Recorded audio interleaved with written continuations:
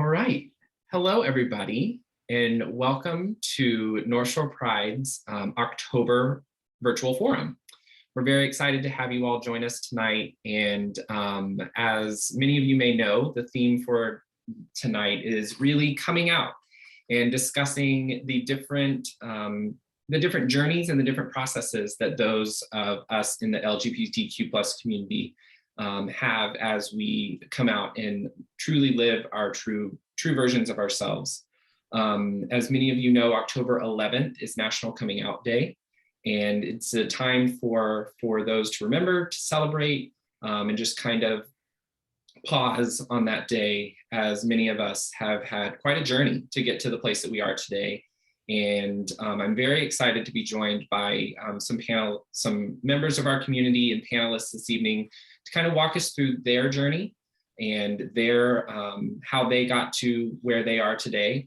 And I will also be kind of jumping into the discussion and speaking on my journey as well, because every story is different. And I think it's important for us to be able to talk about it so that one day it's not a thing, you know, like it's not a, we don't come out, we just are who we are. And so we're very excited. I'm excited to have you all with us. As I said at the top of the hour, it's an informal night, informal opportunity. We are recording this, but if there are any questions that pop up, feel free to either pop them in the chat or come off mute and let us know at the end, and happy to speak through. So introductions, my name is Lane Glaster West, and I am a board member for North Shore Pride. And I've been with North Shore Pride 4 years now. And I kind of have a unique journey, I keep using that word, but a unique journey that got me to New England.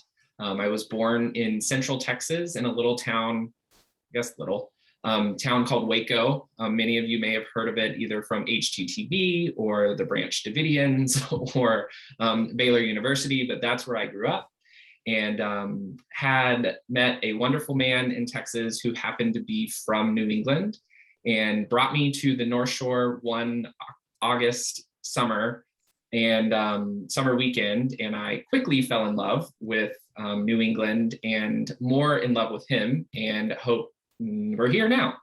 And I love it and I wouldn't want to be anywhere else. And I'm looking forward to learning a little bit more about our panelists. So with that, Jeff, I'm joined tonight with Jeffrey Cox, who is a member of our community.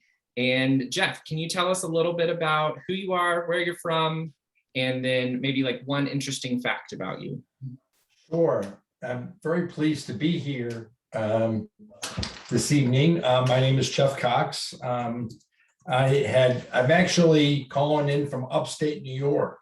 Oh. I had lived in the Boston area for almost a quarter century, and my work with, I'm a civilian with the U.S. Army, and I serve in the National Guard, has brought me all the way up to Winterland, as we would say. Absolutely. And I'm enjoying, it's not winter yet, but it will be soon. Yeah. And I want to thank you. Many years ago, I went to some wonderful events sponsored by North Shore Pride. I went to a wonderful event in Cambridge, and it's just remarkable to see how everything has grown and how much resources that the board has taken. It's just not simply a parade, it's a year-long experience. And I just want to congratulate everyone here. My story, I'll tell you later, is coming out later in life as a queer bisexual male, and tell you a little more about that. I am professionally a clinical social worker. Awesome. Well, thank you very much for taking the time from New York, joining us this evening. Before I move to you, Helena, I want to take this opportunity to thank our sponsor, one of our biggest partners with North Shore Pride, do a quick sponsor plug for Eastern Bank. They do so much for our organization, and we truly appreciate everything that they do for us. Also this evening, as you can see, our wonderful interpreter, Kinsey, we are joined by Partners Interpreting. We have two interpreters that will be going through our event this evening, Kinsey and Kylie, and you will get to see them up on your screen at different points of the evening, and we appreciate them taking their time out of their evening for those members of our community that can benefit from them. So with that, that was my little plug. Helena, let's learn a little bit about you, where you're from, who you are, and a fun, interesting fact about you. Ooh, who I am, very scary questions. Who are we really? Well, in the literal sense, my name is Helena Elliott, and I am the current president of the Gay Straight Alliance at Salem State University. I am also a junior in college, and though my journey to New England is not as like cute and romantic as yours is, which I loved, I was like, my heart, I couldn't. That's like a Lifetime movie waiting to have like a gay Lifetime movie, and I'd so watch it. I'd so watch it. I would star in it, don't worry. Yes, yes. But I moved here at the beginning of high school, and I'm really lucky in the sense of being able to come out so early in my life and just be able to experience my community, at least from like this almost the start, like beginning of my life up onwards now, which is really cool. And then let's see, fun fact about myself, I'm a horror movie junkie. You can name a horror movie, I've probably seen it, and Wow. It's not a problem unless I say it is. So that's it. Awesome. Very cool. Helena, I'll tell you, I'm a Salem State alum myself. Oh, look at that. So it's excellent that you're taking leadership there. When I was there, I won't say there was only 2 buildings. There was certainly a lot. It's certainly remarkable all the work that has done. So it's exciting to be here and learn about all the things that you're doing at Salem State. And I have to say, we didn't plan this, but Helena and Jeff, I am a SSU alum back when it was Salem State College. And I also taught at Salem State University, and I was honored to be on the SSU alumni board. So, whoo, go Vikings. That's amazing. I have heard it's a great school. I've driven by it many times. I've heard wonderful things, and happy to have both of you with us this evening, and Hope representing Salem State University. So with those little introductions, I thought we could dive into some more questions, and they're really just going to be kind of free flowing, and feel free to answer them as you want. I can then, do some follow-ups and kind of guide the conversation like that. And if there's anything that, you don't want to answer, feel free to not. And we'll go from there. Sound good? Cool. So Jeff, why don't you kick us off with, can you tell us about your coming out experience? Thank you. Well, as I said, my experience is maybe a little more different, and Helena, your experience will be different as well. So I grew up in Indiana in the 70s and 80s, and I grew up in a community. There was a TV show, that had the fictional town in North Carolina called Mayberry. Well, Mayberry existed in my home village, town called LaPorte, Indiana. And I had a great childhood, and I went to college in Indiana, and I came out here and did graduate school in several places. Knowing your identity was one identity. It was straight. It was just how it was back in a period of time. There were people who bucked that identity, but I can't tell you too many right now. We didn't have gay straight alliances. We didn't have any of this. And when I was an undergrad, I went to a university in Evansville called the University of Evansville. It's in Evansville, Indiana. And in my senior year, I was on the newspaper staff. We actually still printed newspapers. I said, well, and I got accepted to go to Boston University, where I did some theology training subsequently. And I said, well, I better know about, LG. Well, they wasn't called LGBTQ. It was kind of gay and lesbian.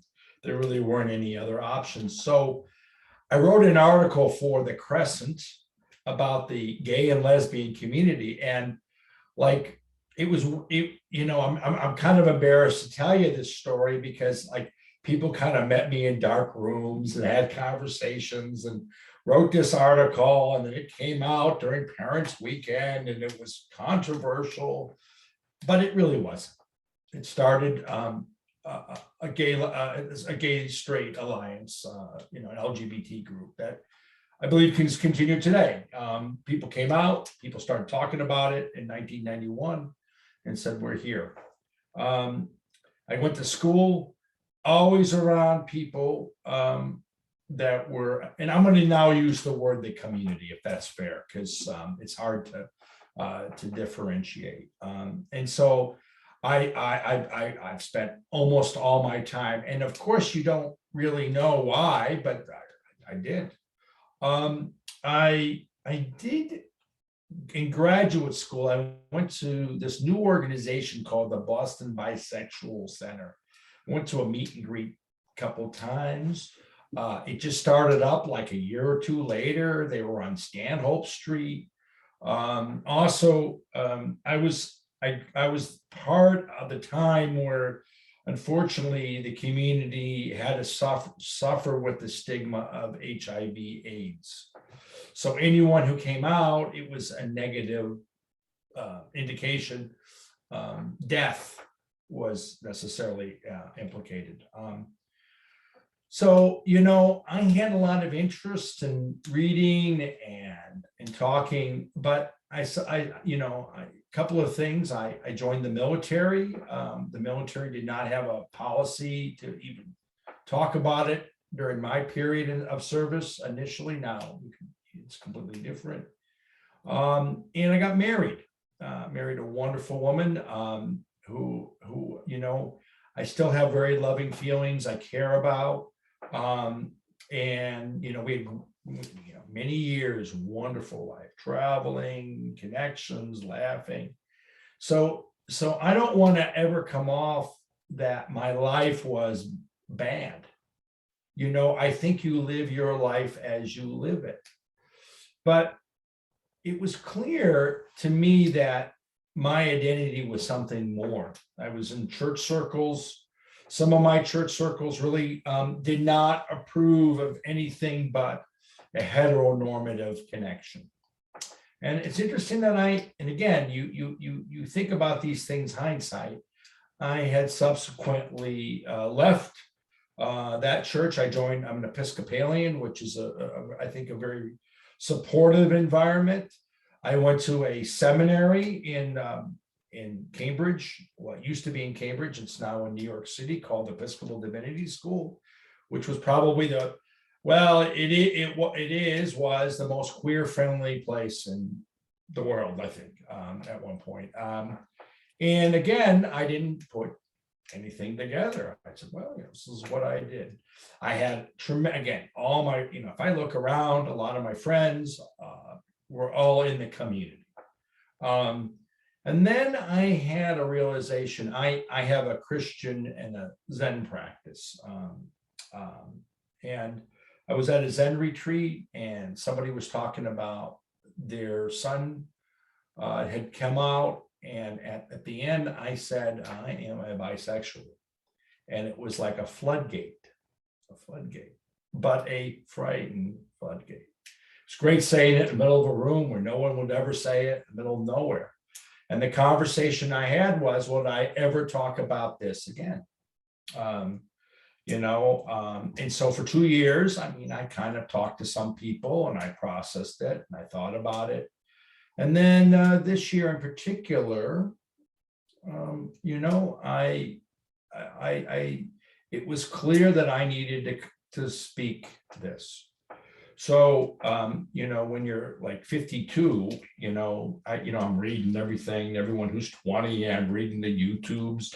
I'm doing everything that very brave young folks do naturally, and books and conversation with friends.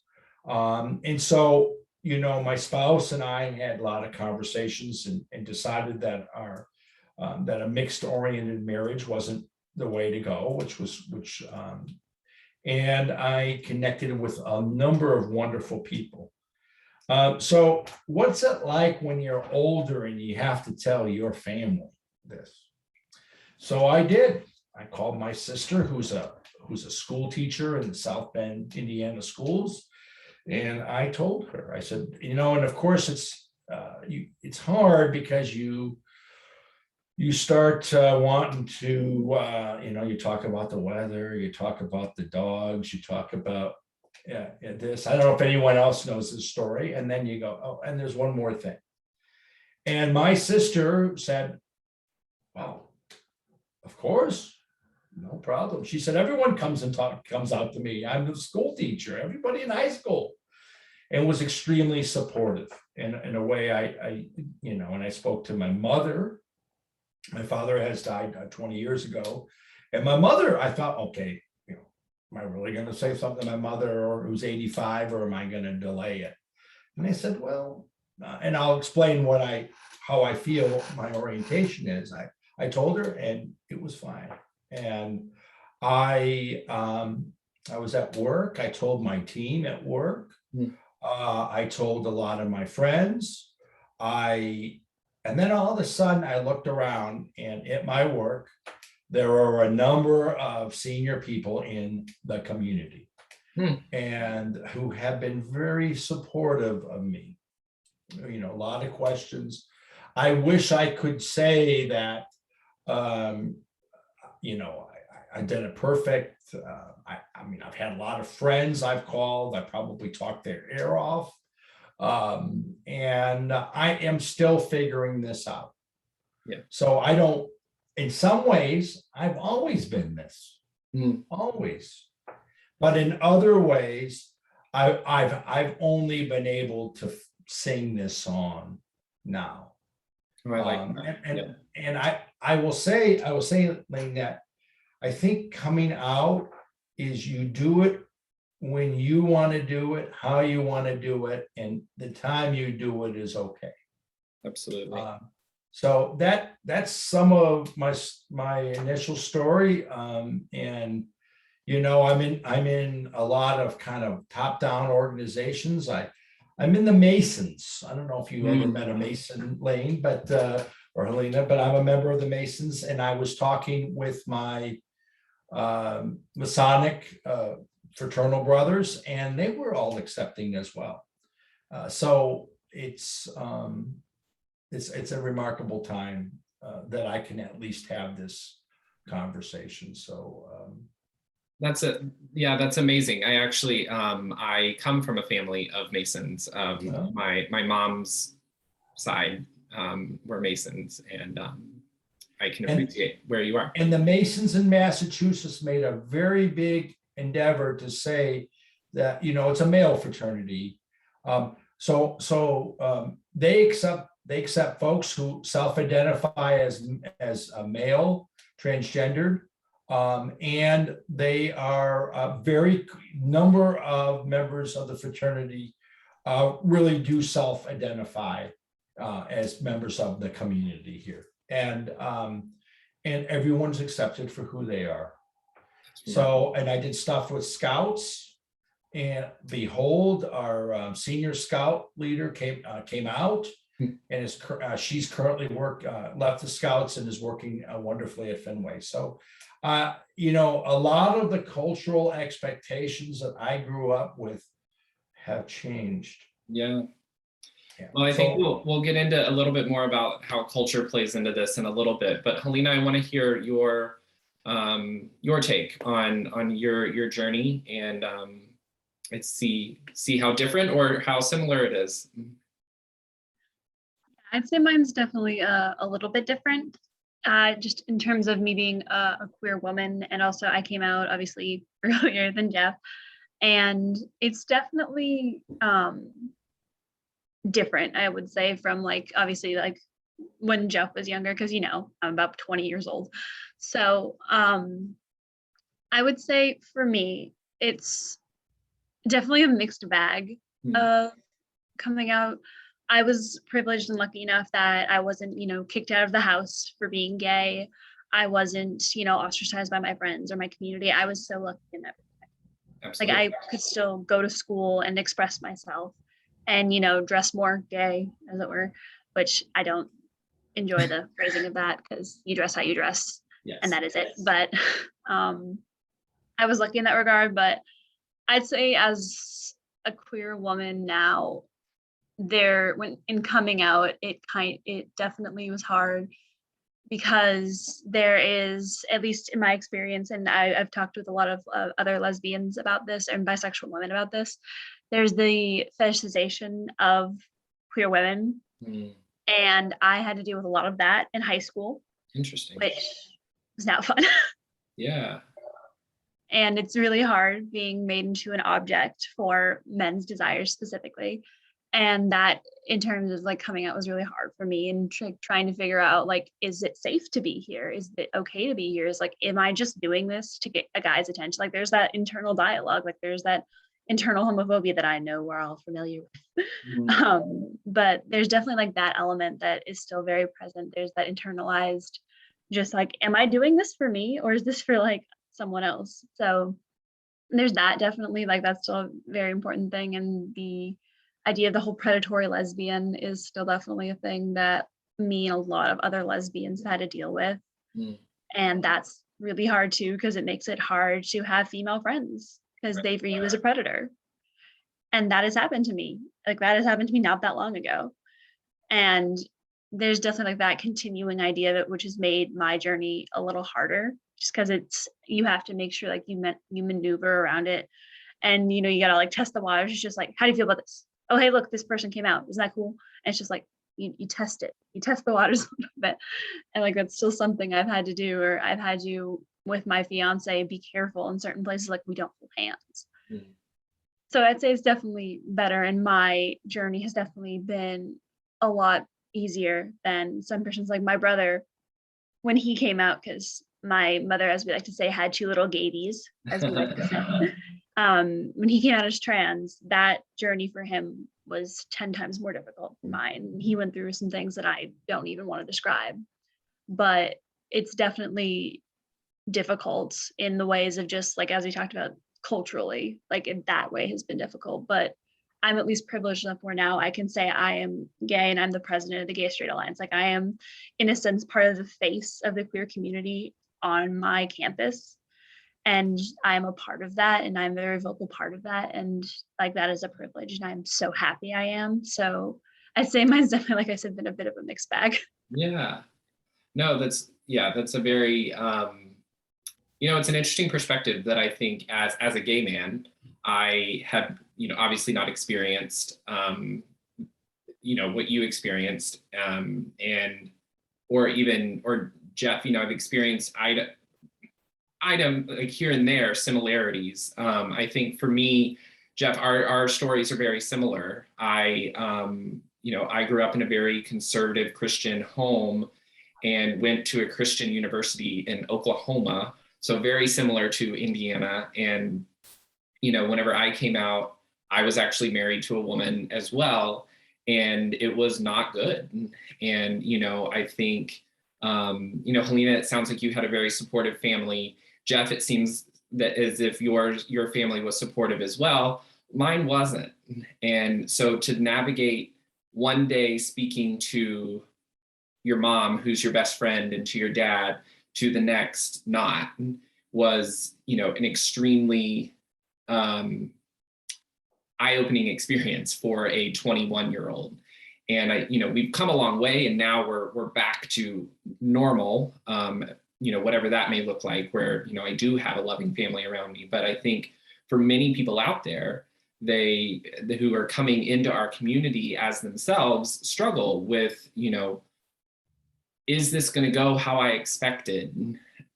Is this, whenever I say the words that I've been wanting to say, are the people going to react the way that I want them to? And so I guess, to both of you, did that happen? Because you kind of play it up in your head of how, Jeff, as you said, like you have these words, I finally said it, was the reaction what you wanted, or was it kind of not. Well, you know, I gotta tell you, to speak those words to my spouse was really hard. Mm, Because my spouse has and does remain supportive of me. mm, And I left for deployments and I, all those memories are not something that I cannot deny. yeah. So to come out and say that is that. On the other hand, I will tell you, I've spoken to a lot of gay men, and they just assume that I'm on the train, Mm, and the train stops at Gayville. There's only one way and one way only. So I think they call it bioracer or whatever, but there is that experience, and you say, well, I don't think my experience is the same as yours. And then the conversations I have with people. Remember having a conversation, this year with someone who was, and we had a we were talking about doing a pride event, maybe last year, or maybe 2 years ago, I forget at this point because of COVID.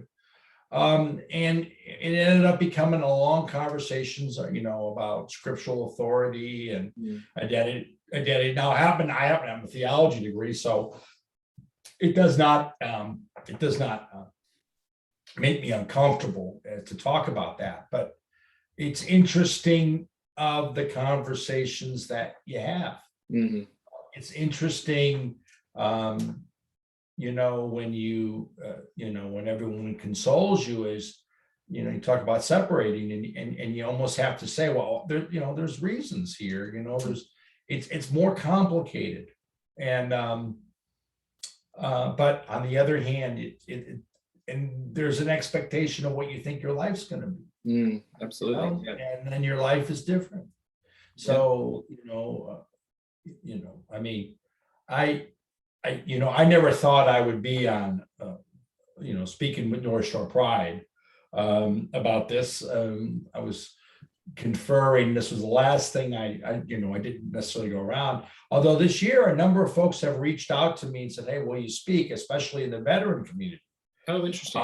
Because I'm a veteran, and so I spoke about some of the strengths and challenges of talking about this with the medical community. And once it took a while to go up I used the Syracuse, New York VA medical system. It took a while to find the right people and the right conversations and the right support. That stuff isn't necessarily built in. There is no Finway. Although there is a local community, a group that does similar support and has been very good, but it is that piece of as you're building, because for a lot of veterans you just could never talk about. Right. I tell you one story.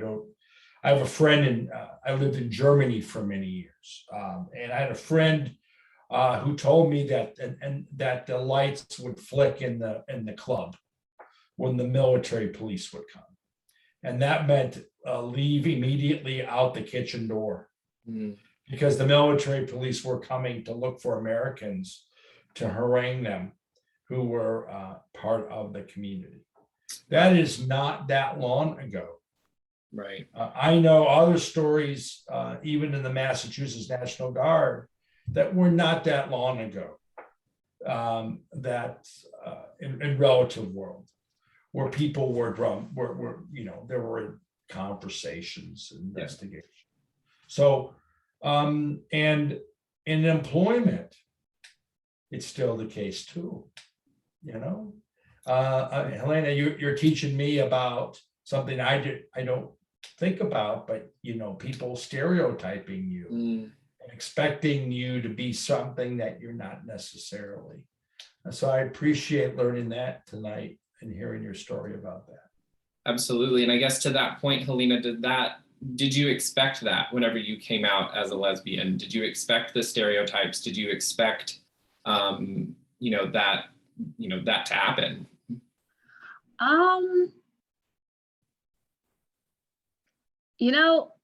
It did and did not go as I expected. Yeah. I kind of knew, like, in the back of my mind, like, oh, that's gonna happen. But the first time it happened, I can remember exactly where I was. I was 15 years old. Oh, wow. And someone asked me if at my then girlfriend at the time, if he could watch us have sex. I was 15 in school, in lunch, and this guy who I had never talked to before, but was apparently an acquaintance of my then girlfriend, asked me that question. Wow. And I remember That's a just lot standing for a there. 15-year-old to Oh, yeah. take. Not even just a 15-year-old, for a person to take. Yeah, I know. And I remember just like standing there and just being like, huh, well, this is how this person perceives me. And like, it's happened many times now. Like, luckily not like consistently, because that'd be just very sad, but it has happened. And I think it's just kind of something that is awful, obviously. And it is something that I never expected would happen as often as it has. But it was definitely not like in the forefront of my mind. But yeah, sorry if that's not a very good answer. But No. in terms of my coming out, it went fine. It was kind of like even though I knew, at least in my immediate family, that I wasn't gonna get hateful ideas thrown towards me, it was still terrifying because hold on.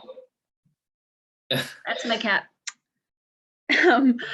Because even if it isn't something bad, it's still changing the way someone perceives you. Right. And that in itself is really scary, because it's like my mom had said, oh, she, like, when I was younger, pictured me with like a husband. Like, she pictured these certain things, and it's like, nope.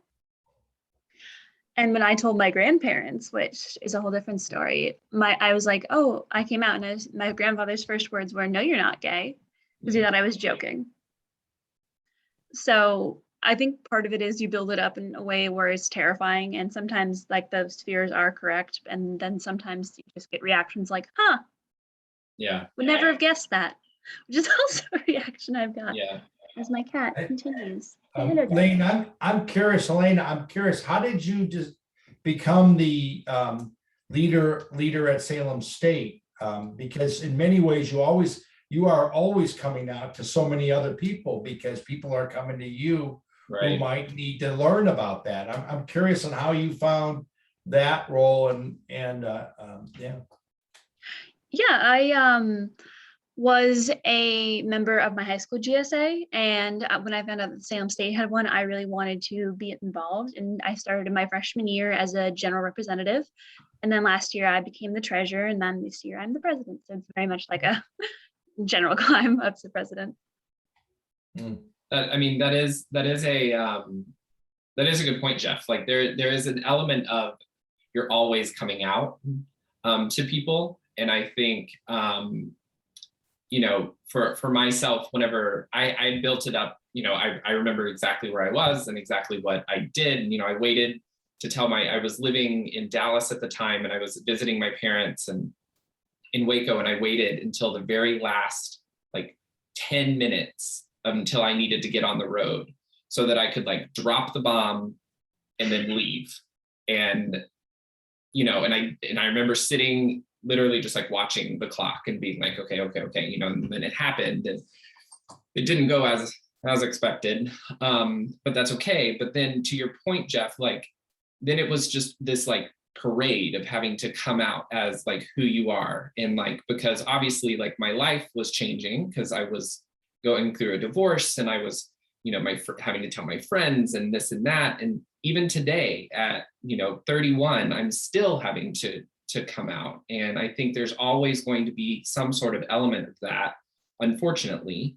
You know, I remember my husband and I just adopted a baby boy, and when we were in the hospital, the amount of times that we were asked, you know, how's mom doing? Or how's, you know, just where's mom? You know, that kind of stuff. And just this element of like having to explain a 2-dad family and this and that to those. Granted, we were in Texas, so I get it, like culturally it's a different, but you know, it's always, you always build it up in your head. What are you going to say, and how are you going to deflect it? And I think, or not deflect it, how are you going to approach it? And so I think that kind of moves me into the next question. You know, obviously we all live in New England. or in New York, and New York is still New England, right? Yeah, it is. And do you think living, just real quickly, living in the Northeast, do you feel more comfortable when you're in New England, being your true self, or is it still, kind of anywhere you are, you're still kind of, feeling that you have to kind of always be on guard or watching? Yeah. Helena, do you want to go first? Yeah, sure, why not? I can say for me personally, I am a bit more comfortable in most of New England than I am when I have relatives that live in the Midwest.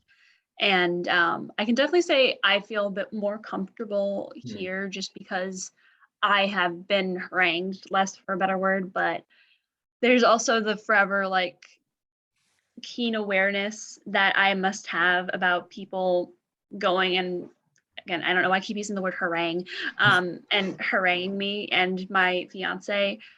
We've been harassed in the middle of Salem by people, and it's been awful. Like that's happened to us. And part of it is like you think you're like this is a little sad, but you like think you're safe in like a certain kind of bubble, Right. and then that happens and it kind of pops it a little bit. Like I've had to deal with that. So I'd say I do feel more comfortable in like New England in these kind of areas. And but there's also that kind of ever like watching gaze, like, is there someone staring at us? Like, is there someone being kind of creepy towards us? Like we've had men randomly, like we've been holding hands while walking, giving us creepy smiles and like, hi, honey. And like, hi, honeys are like something like that in New England. So like, it's kind of like, I do feel safer, but it's like forever vigilant. For sure.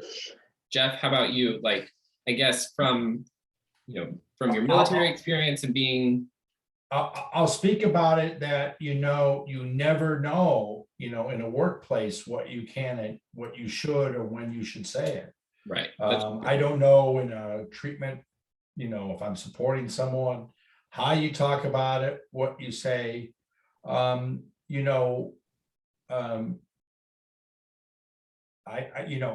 think that I had a conversation and somebody said, oh, I don't know if it came up, if I asked about in this intake about their orientation, or I think I used some generic words and people were kind of shocked, why didn't I use heteronormative conversations around that? Oh, and then, always use heteronormative conversations.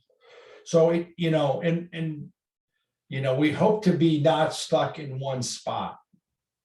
I lived in Salem for many years, and Salem's a wonderful community. However, I know that when you're a globalist, you'll be anywhere and everywhere. Yeah. And so the challenge is I think, is to be most comfortable with my own skin, so that whatever anyone else says or does or thinks, it's irrelevant as long as I believe who I am. Well, that's a And very it's good hard point.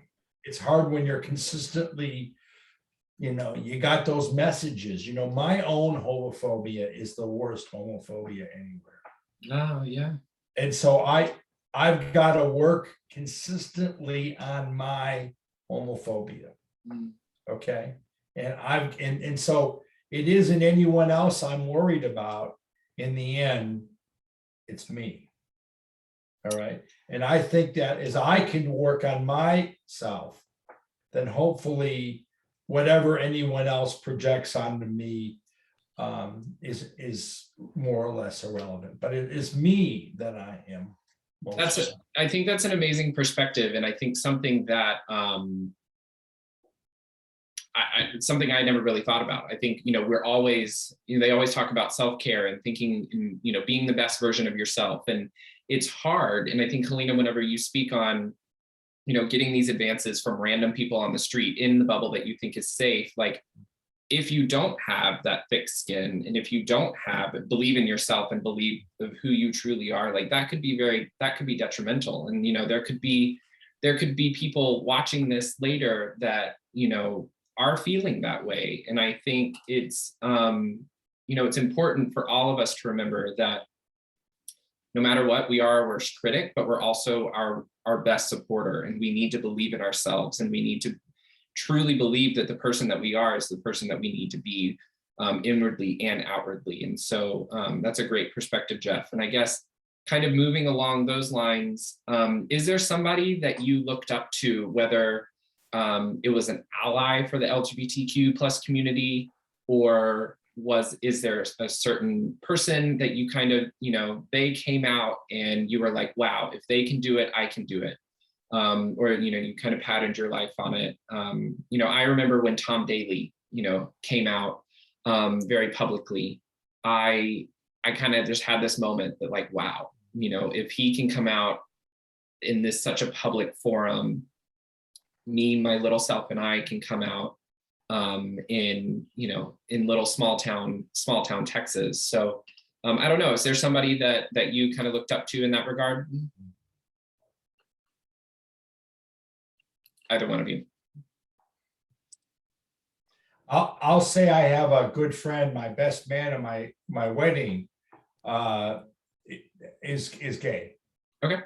And I always think about Peter, but I can go, there's a whole list of people that I have admired because, as I said earlier, I have been around a whole cloud of witnesses. Yeah. So in many ways, my experiences have been those who are closest to me. Mm. And so I think that is something that I am aware of, and how people, the struggles and the like are the key. So I'm probably more tied to them than I'm tied to a movie star or an influencer. Okay. I'm a little earlier than the influencer movement. But what I will tell you is it's great to get to know people. So I will tell folks, if I know you probably did the internet quiz 500 times, those are you whatever. Yeah. You probably listened to 10 podcasts. All right. But come out to, find the North Shore Pride, find a group that you can have a real relationships with, rather than not connecting. Go to your organization, at your university if you're a student. Right. That's what we want people to do. Find a community so you can feel comfortable with to ask those questions. If you're in high school, find the Gay Straight Alliance and have those places. Find a trusted teacher or friend or counselor or minister or rabbi, priest, whatever it might be. Find somebody, a family member that you can trust to find that out. That has been most for me. And I'm going to need that for the rest of my life. As I think we all need that kind of beacon to follow, for sure. Yeah. Helena, is there somebody that you, doesn't have to be? In terms of a celebrity, not really, but for me, it's always been as silly as maybe some people might find it, my little brother, because he came out in middle school. Okay.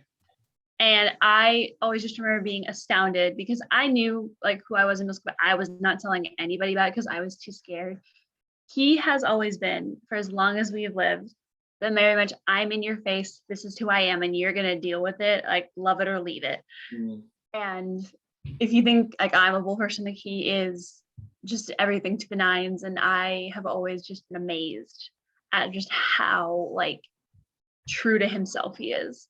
And I've learned from his boldness in a way. Just he has never once said, oh, are you okay with this? He says, no, you better be okay with this. And I just have always been in awe at him for just being unequivocally himself. And just basically shoving it in your face and saying, go for it, try it, I'm still going to be like this. So probably my little brother, at least in terms of for me personally. But if I had to pick a celebrity or someone like that really made me just feel good, I would say I love Haley Kiyoko.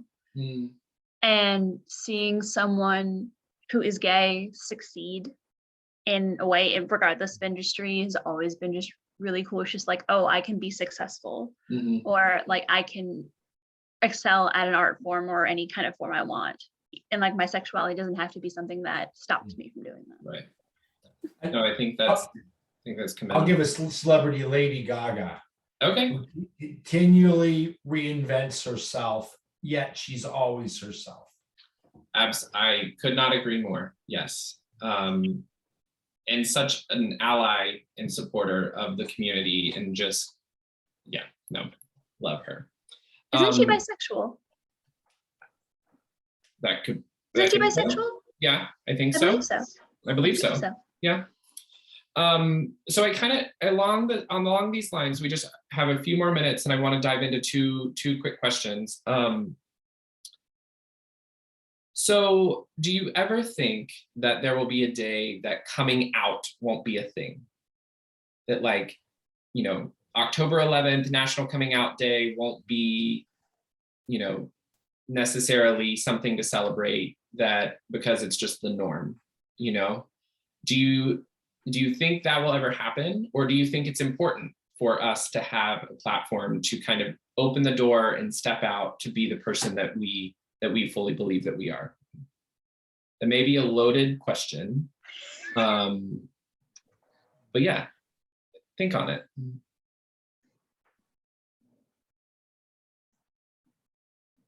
I mean, I can only speak from personally. I would love for that there not to be a need to come out, like just for people to say like, okay, yeah, my child is gay or straight and just it's fine. And I think in that, like, there's an idea of just not having to constantly state this is who I am and like be redefined in someone's eyes instantly when you meet them. Right. Like there's a part of me that would love that, but I don't know if we can ever societally do that. Yeah. Just because we have put so much emphasis and so much meaning behind sexuality and just who is with whom, and people have put so much like meaning behind it that it's either sinful, which I disagree with, and or that it's something that is good or it's something that we shouldn't talk about. And I think we can't fully ever really separate it from who we are. And I think having a coming out day and having days like Pride Month or having days like Transgender Day of Remembrance shows things have happened. Yes. And that we need a platform and we need a place to show who we are, because we haven't been able to just exist without confrontation. So I don't think we can get there. I think we can get closer to that idea, and that's what we should strive for. But I think we also need spaces to be raised up, excuse me, and actually show who we are. No, I agree. Yeah, that's very well said. Jeff? You know, Helena and Lee, what is coming out really? You know, we make the assumption that coming out is solely about sexual orientation or gender identity, but really, you know, it's so much more than that. Because in many ways, we are consistently learning and rediscovering ourselves. And I think in many ways, coming out is speaking an inner truth to an external audience about who we are, what we want to be, and what we aspire to be. So obviously, you know, North Shore Pride focuses on sexual orientation or maybe gender identity, but there are many ways that people would come out and struggle with coming out. You know, I know people mid-career who were business people and said, you know, I'm really a social worker, I'm really a artist, I'm really a whatever. And they're coming out in their own identity, and they have to explain to people who say, well, you know, you're a banker. You got what about your finances, your money, your resources? And then they turn around and they say, well, you know, I'm going to live in a tent. Tent. We don't live in a tent and blah, blah, you know. It is that sense of coming out. So in that sense, to leave what everybody else is doing and define your own stream or your own road is different. Yeah. And so there will always be a sense of coming out. Today, it may seem a little more open to come out, but if we had a cultural change, you know, radical challenge, people will always try to scapegoat those who step out of the stream. Make no mistake about it. So I think that always looking about coming out, how we come out, to whom we come out, and when we come out is really a choice. And if we miss that tone, it could have some negative consequences. Agreed. So I would say there always going to be some level of coming out. Now, grateful that people are coming out and are more honest about this than ever before. Right. Not my generation, but folks who are studying in their first year, second or third year at Salem State are leading the way. And in many ways, I think, older folks like me need to really be listening a lot more and watching how younger folks are a lot more fluid in this conversation and are more importantly less fearful about this conversation. Yeah, that's a good point. I think, the whole, we've kind of all spoken about the buildup, right? And the once you get over the hump, it's a little bit easier because you've told that person, and then it gets a little bit easier because you've told this person, and you're able to attend your first Pride event, and then it gets a little bit easier after that because you're around your community and you feel safe. So I agree. I think I would love for us to get to a point where we don't have to feel the need to tell the world who we are. I think it's important. I really do think I agree with both of you. I think it's important for us to celebrate it and have those days. So in those times. So to round us out, one final question, just a quick fire answer. What is one piece of advice that you could offer someone who may be on the fence and they're watching this and they're trying to decide whether to come out or not? What's one piece of advice that you would give them? Jeff? Find Lane at North Shore Pride and join that group. Find a community where you can be true to yourself and be safe about asking those questions. Find the Salem State group that Helena is the president of. Find those places.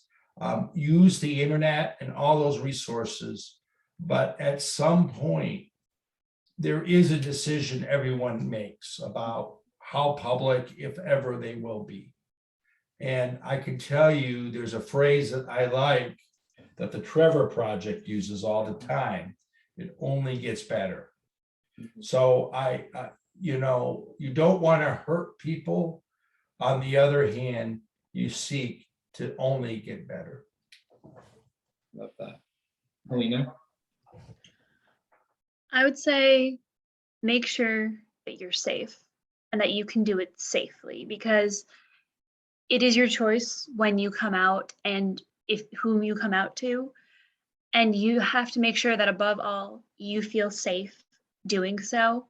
So if you feel like you want to come out and you feel it is safe to, go for it, live your truth. But if you feel unsafe and that it's not yet the time, then you are still valid. You are still part of our community. You still deserve all the love in the land and in the world that we can all give you.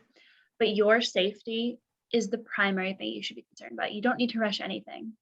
If you want to do it now, do it now. But if you need a minute and you need to wait and you need to collect yourself and be more sure, then you take that time, because it's all about you.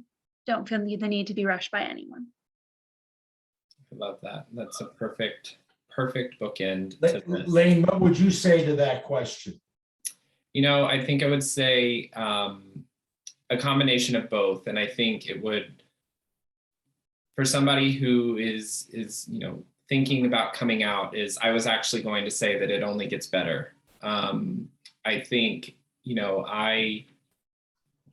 the road may be rough, and it may be the road that you didn't necessarily consider. but it only gets better. And I think when I think about my journey, I never thought that I would be happily married and with a newborn. So I think, yeah, it only gets better, and it's going to be okay, I think is what I would say. And to find your tribe, find your community, find your chosen family becomes really important. No matter if you have a supportive family or not. And yeah, that's what I would say. Thanks, Jeff. So thank you so much to both Helena and Jeff this evening. I think this conversation has been wonderful. I hope that everybody who has been participating here with us in this room or will watch this later will appreciate it as well. But to round us out and to close us out, Hope, I would love to turn it over to you to say a few words. Thank you. Thank you so much on behalf of North Shore Pride. Thank you, Lane. Thank you, Helena, and thank you, Jeff. Mwah. It's been an amazing, amazing community forum. You know, the goal of North Shore Pride when I started it in 2012 was to not have a North Shore Pride, to get to the point where we didn't have to have a North Shore Pride. Our mission is education and advocacy on behalf of the LGBTQ plus community. And we are still doing it every year. We have an amazing board of committed individuals. If anybody would like to join the board of North Shore Pride or think about participating, please let me know. Just go to president@northshorepride.org, and I'm happy to have a conversation with you. But I'm so grateful to Helena and to Jeff and to Lane for this conversation. I think it is so essential. My wife and I have been married since 2005, and there are still times and situations where I cannot introduce her or do not feel safe enough to introduce her as my wife. Which is sad and disheartening for me. And so we continue the mission of North Shore Pride on behalf of our community and know that all are welcomed here at North Shore Pride. I thank you to Kinsey and to Kylie and the amazing people at Partners Interpreting who have been with us since the beginning of North Shore Pride. We thank you so much. And Lane, I'll let you close it out. Thank you again. No, absolutely, Hope. Thank you. Yeah, thank everybody for joining us this evening. Again, thank you, Eastern Bank, for always being such a strong supporter of North Shore Pride. And we hope that everybody has a safe and wonderful rest of your week, and looking forward to the weekend. And as Hope said, if you ever need anything from North Shore Pride, feel free to reach out. Hope, close us out with this. One more thing I forgot. So please join us for our 10-year anniversary of North Shore Pride Parade and Festival. Please put on your calendar June 25th, Saturday, June 25th, North Shore 2022, North Shore Pride Parade and Festival, our big blowout 10-year anniversary. Please join us. Please help us. And we look forward to seeing you then. Thank you, everybody. Have a great evening. Bye-bye.